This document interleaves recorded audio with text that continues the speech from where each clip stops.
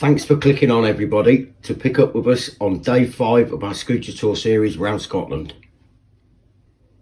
It's a good morning to you all from me, albeit from a rather wet Poolewe up here on the northwest Scottish coastline. Our crew aren't very enthusiastic about leaving the dry shelter at Poolewe Hotel this morning, and we need to crack on. So it's time for Martin to resort to some old school tactics.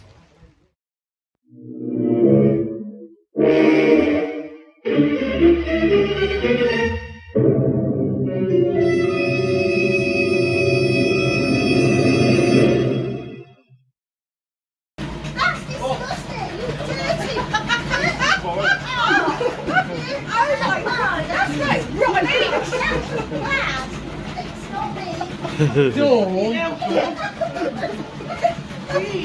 not funny! Dawn, where's Egg? You sit a child, don't sit there, he's underneath you. It's a big dog.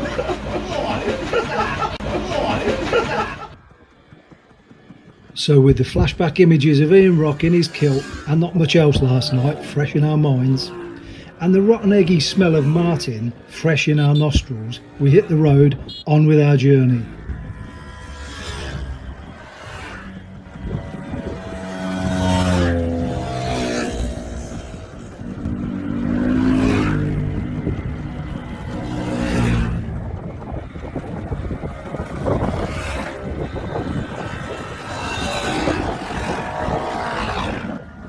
The route today is a nice easy 94 miles, which is just as well in this weather. There's some nice interesting stops along the way, and let's see if we can make it to Ullapool for lunch without getting too wet.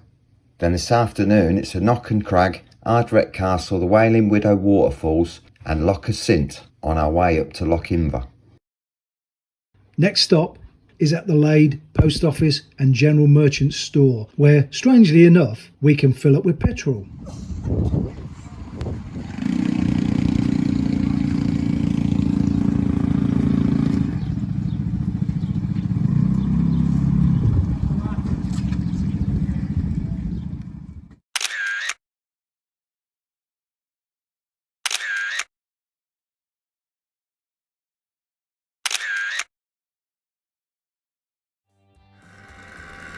I'm afraid there's not a lot of video footage from this section of our trip, as in this weather the GoPros have all misted up.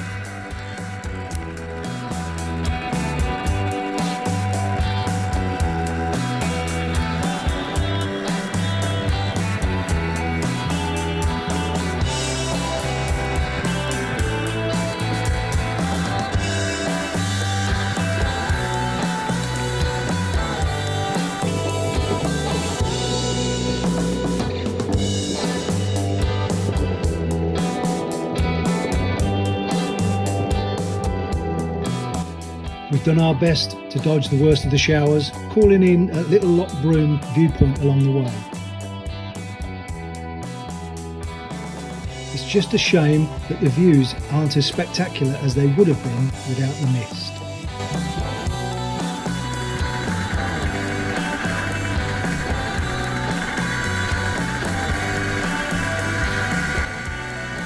Still continuing along the A8 through 2, we've ridden past the Ardvreck Falls. Luckily, the weather's improving a bit.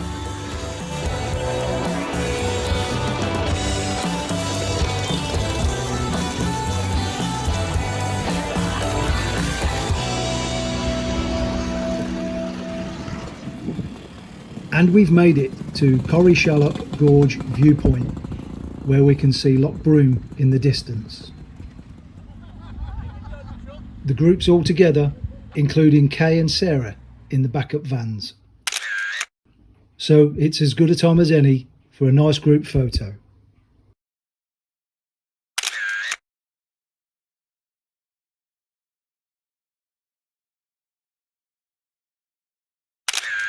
And there's a nice arty-farty shot of Steve Green's lovely 150 Super with the Gorge in the background. And contrary to a lot of pre-tour piss taking, the Lambretta is still going strong. She seems to be in her element up and down these roads. Touch wood. Now from the Corrieshalloch Gorge viewpoint, our next stop is only 600 yards down towards the end of the A832. It's one of the highlights of the trip at the Corrieshalloch National Nature Reserve and Falls of Mesac, with its swinging suspended footbridge that spans the gorge at its highest point. It's a short walk, about 200 yards down a purpose-built path from the car park. And as a rule, I'm not really one for nature reserves, but this one is more than a bit special and certainly worth the effort of a short walk. There's a few of our group on the swinging pedestrian suspension bridge. And when you're on the bridge, the view over one side is of the spectacular Falls of Mesac, 150 foot of waterfall. And if I pan round for you over to the other side, oh, careful Jim, you don't want to be dropping your phone down there, mate. It's a 200 foot drop, looking straight down the mile long gorge.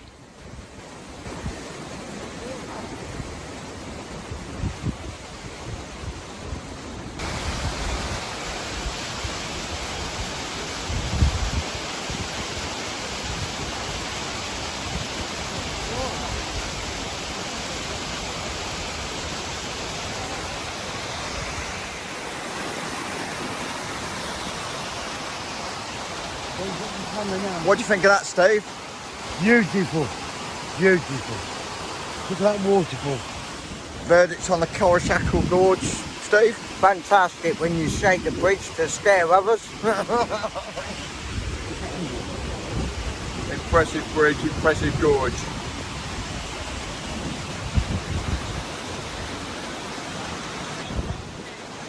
Well, quite simply, probably, undoubtedly, the most beautiful thing we've seen so far. It must be a 200 metre drop straight over the edge. And that view, that way, is just unbelievable. So, for my new series, there's lots of pictures of waterfalls. But you're not going to find a better one than this. Look at that. Wow. Yeah, the rain stopped, which is just perfect, just cleared nicely. Wandered down, stood on a wobbly bridge and enjoying this quite spectacular view.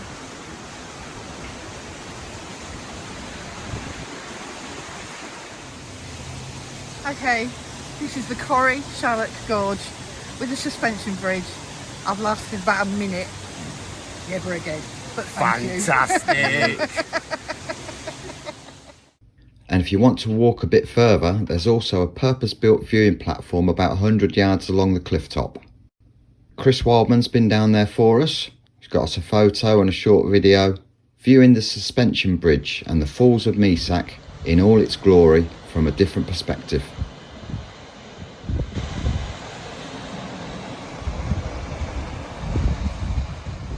Leaving Corrieshalloch, we turned left onto the A835 and it was just a 12-mile ride for lunch. Enjoying the sights of Loch Broom to our left as we approached Ullapool.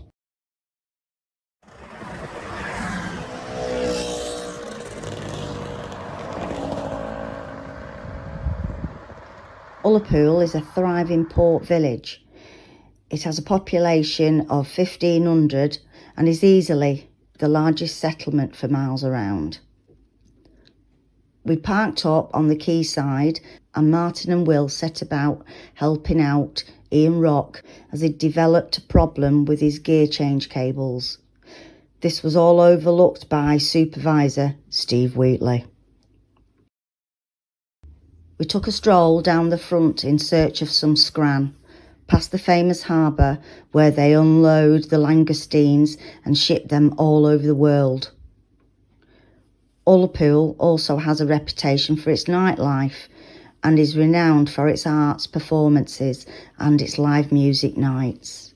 Ullapool is also renowned for the Seaforth chippy, and I enjoyed my cod and chips when we returned back to the bikes. Oh my God, Ian Rock's Vespa PX was now in 1,000 pieces. Eamon and Steve Green were even helping out on the tools. Martin assured me that it would be back together and working fine in 10 minutes, so the rest of us got ready for the afternoon's ride. And sure enough, Ian's bike was all fixed up and we had to find a bin for these spent cables. and just needed the all-important all clear from Supervisor Steve Wheatley, and we'd be on our way back on the A835 of 40 odd miles this afternoon, taking in the Knockan Crag, Ardvreck Castle on Loch Assynt and the Wailing Widow Waterfalls along the way to our lodgings for tonight at Lochinver. Okay, we're 13 miles north of Ullapool and our first stop off this afternoon is well signposted off the A835.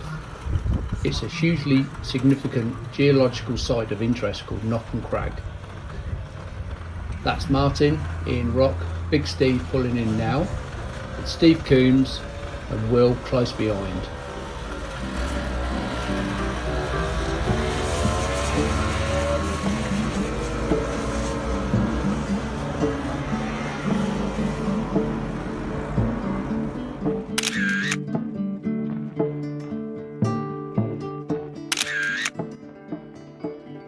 We're all parked up.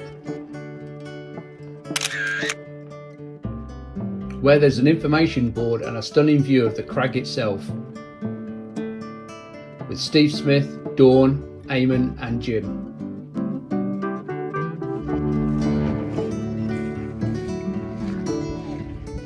I'm just getting a pan around here for you to give you an idea. And here comes Eamon now. There's a short walk up the hill to the main exhibition area. There's a little structure called the Rock Room. Once you're in the Rock Room, you can find various displays and interactive models. They help to explain the local geology and the incredible landscape around us. Around the perimeter of the Rock Room, there are some quirky cut-out Perspex mountain silhouettes, so we can relate to which mountain is which, and it helps to give you the bigger picture of the surrounding landscape. It's all quite fascinating and very informative. It explains how the different rock surfaces were pushed on top of each other due to the tectonic action when two continents collided here 3 billion years ago. There's a couple of stone sculptures that the lads had some fun posing with. Not sure exactly who they are, but this one resembles the great Terry Wogan.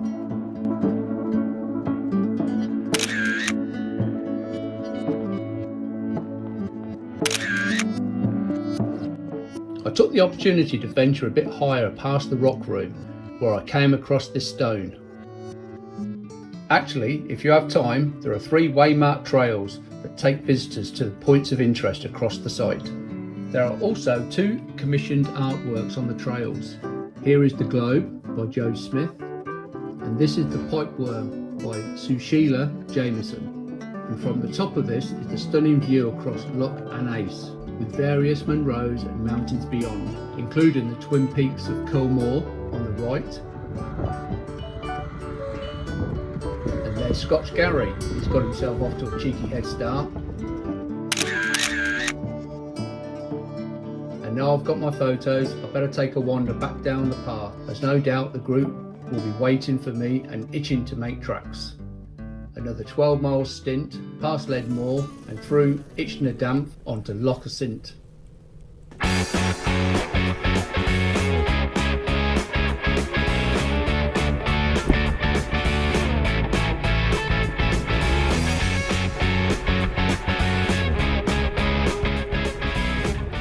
So 15-minute stop off at Knockan Crag for those of us that are interested in geology. With St Gary on ahead, there's a reason why we've nicknamed him Captain Slow on this trip. Now we're back on the road, let's see how long it takes us to catch him up.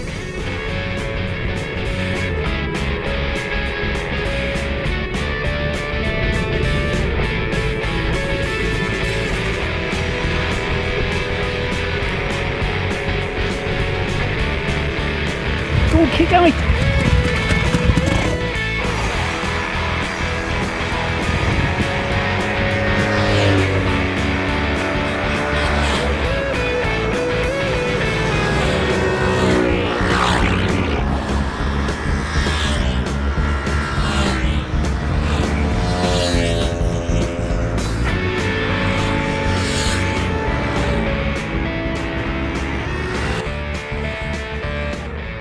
Just past Elphin on the A835 and we're about to hook up onto the A837, which is the main road into Lochinver.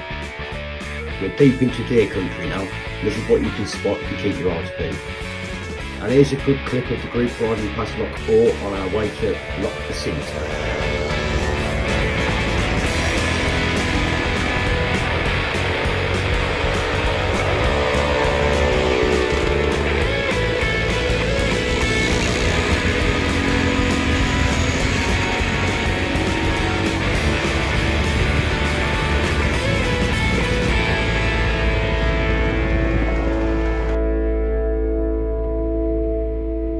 Here's Loch Assynt now.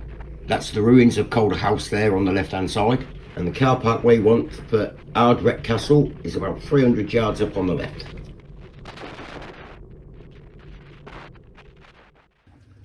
Well, the weather had held out and it was a pleasant ride up to Loch Assynt.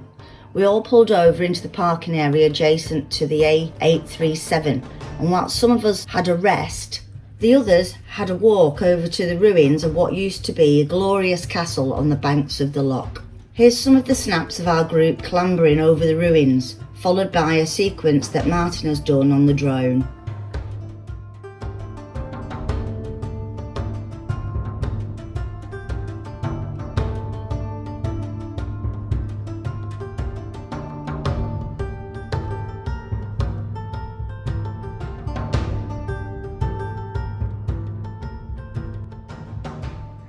Ardvreck Castle dates back to the late 1500s, and over the years it was fought over many times in a long-running feud between the MacLeods and the Mackenzies. The castle is probably the most famous for being the place where the royalist, the Marquis of Montrose, was imprisoned after he'd lost the Battle of Carbisdale. He was strung to a horse and was carried 230 miles to Edinburgh for execution, where his body was dismembered and parts were displayed in public across Scotland.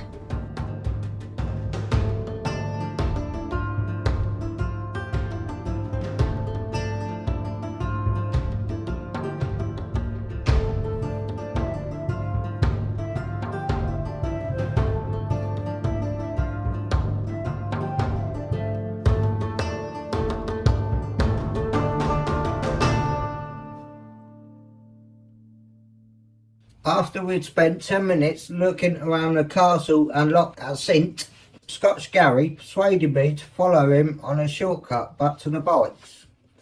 But we ended up walking twice as far as the way I was going to go. What a weapon! He had made me walk so far that I had to have a Red Bull to recover. Fantastic. So after Steve had finished his Red Bull, we made tracks from Ardvreck Castle. Half of the group made a beeline for Lochinver, as they wanted to make sure that the world famous pie shop, the Lochinver larder, hadn't run out of pies by the time they got there. The rest of us took a bit of a detour towards the north in search of some amazing waterfalls that are reported to be one of the North Coast 500's best hidden gems. Just a slight detour off route, 5 miles up the A894, halfway between Loch Assynt and the Corrieshalloch Bridge. There's a little parking spot just off the main road, and it's then a short 300-yard walk over some rather rough terrain, and we find the Wailing Widow Waterfalls. But trust me, it's well worth the trek.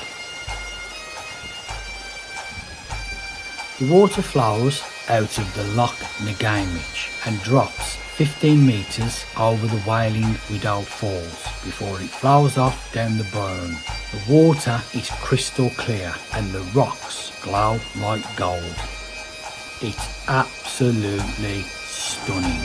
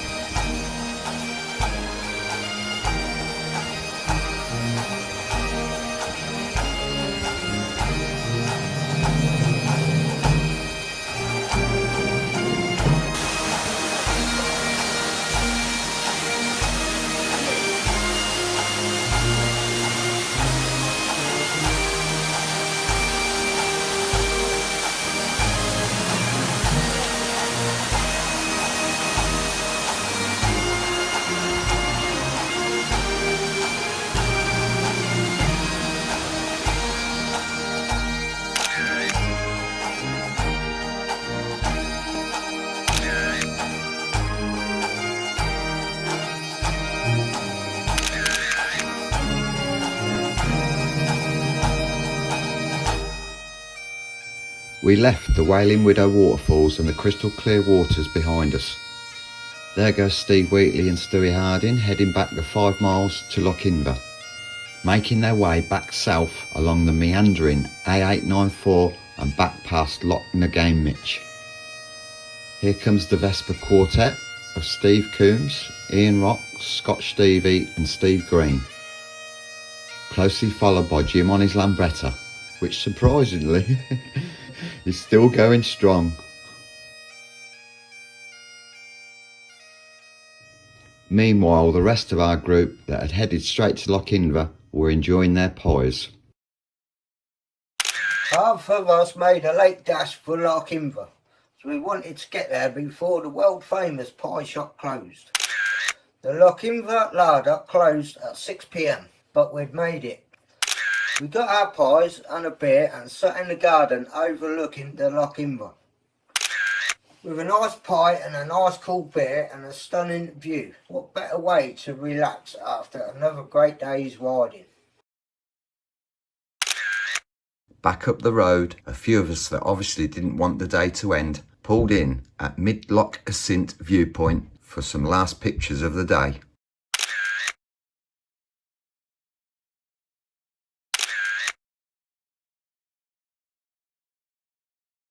We eventually made it to Lochinver, which is a small fishing port village situated at the head of the sea loch, the Lochinver. For those of you that want to spot wild deer, then Lochinver is the place to be. It was barely 6 p.m. and the deer were already out in abundance and foraging for food. We had a ride down the main street and on towards the harbour, where we'd got tables booked for our evening meal at the Ankala Cafe. After our meal at the Ankala Cafe, we checked into our B&B at the Tarrad Rooms, which has a stunning view out across Lochinver. We dumped our bags in the rooms and half a dozen of us set out on an evening excursion to a beautiful beach on the edge of the Minch at Achmelvich. It was a 4-mile trip down a single track road and we spotted a quite bizarre hazard warning sign along the way. I still can't believe the surprises still keep on coming on this trip. We've had the Hogwarts Express, the Royal Marines, we've had waterfalls and mountain passes, and now we've got a beautiful white sandy beach, a turquoise sea. This is an opportunity I'm not going to pass up. I'm going in.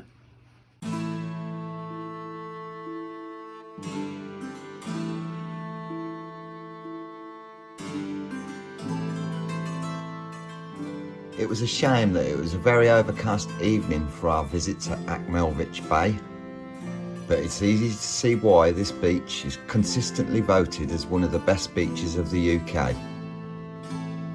And there's Chris, who's enjoying his dip in the Minch.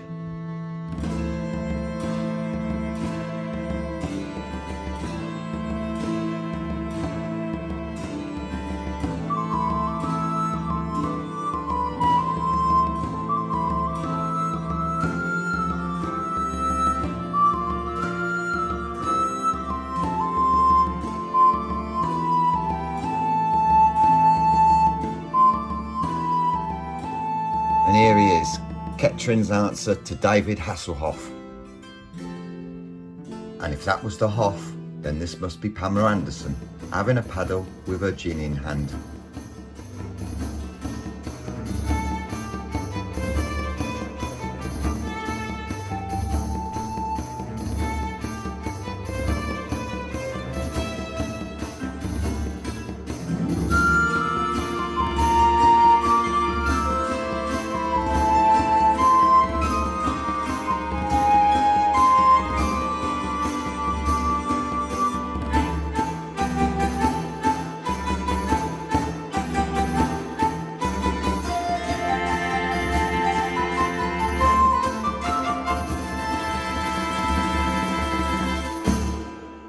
We left the tranquility of Achmelvich Beach behind us and headed back to the digs at the Tarrad Rooms in Lochinver, startling the wild deer in our garden with the crackling of the 2-stroke engines as we pulled up. It wasn't long before they were back, peacefully grazing next to our parked up scooters.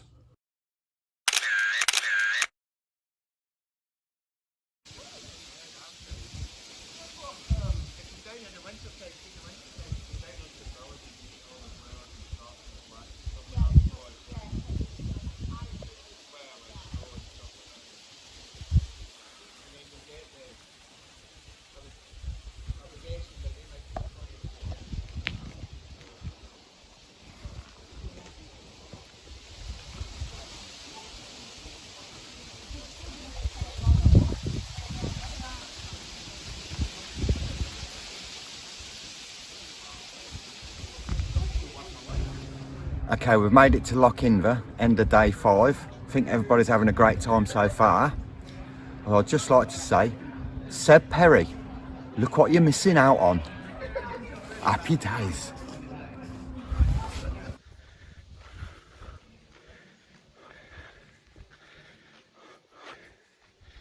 Hello, baby. Come on.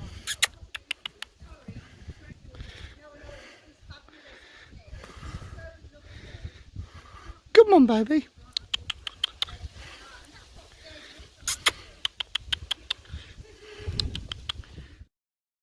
As the sun went down, we got this shot of Lochinver at night, with Mount Sullivan in the background. A few of our group had gone off, relaxing in their rooms. Unfortunately for them, any thoughts of getting an early night were scuppered by the rest of the group. They'd been over to the local spar shop to buy their drinks, and had then commandeered the CD player in the common room of the guest house.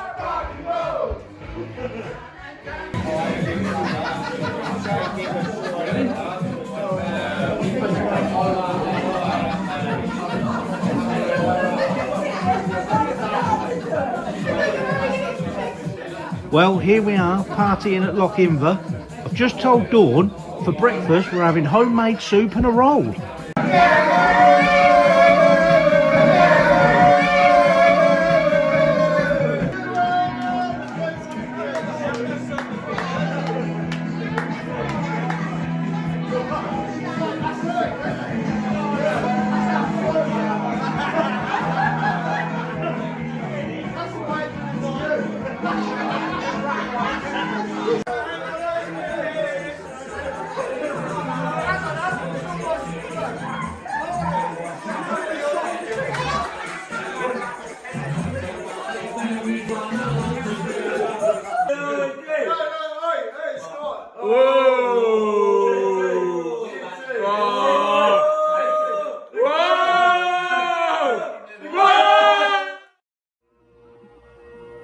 It's amazing the kind of skills you can develop after a night on the Tennant's Super Martin, and it looks like Sarah's had enough and Steve Wheatley's polished off his bottle of vodka, and that brings our day 5 nicely to a close.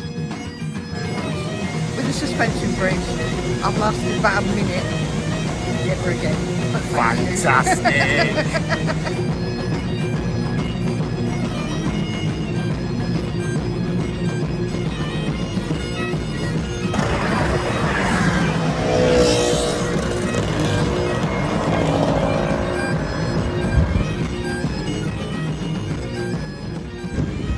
We hope you can join us tomorrow on our 2021 tour of Scotland when we visit Clacktoll Beach.